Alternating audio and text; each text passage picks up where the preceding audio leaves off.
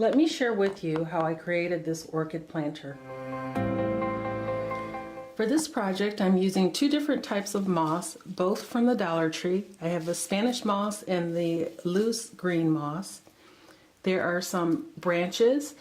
I purchased these in a package from my local home goods store.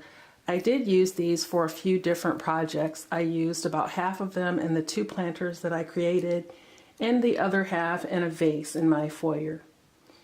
I have faux florals. The larger one is from Michael's. I made sure I used my 40% off coupon for that one. And the smaller one is one that I had left over from a previous project that happened to match what I used in the other planter. These leaves from the orchids are from some old orchids that I had in my home that discolored, so I got rid of the actual flower part and kept the leaves. So I'm going to be repurposing these for these planters. I did purchase two of these planters from Lowe's. These are actually by Allen and Roth. There were $14.98 each, and I added the little non-slip grips on the sliders on the bottom.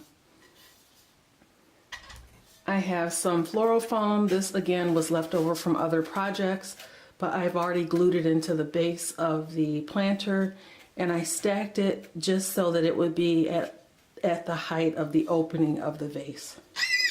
And the bags that you see are just the bags from the moss, and then just a leftover bag from a purchase, but I'm actually going to use those to fill in the gaps in the bottom of the planter.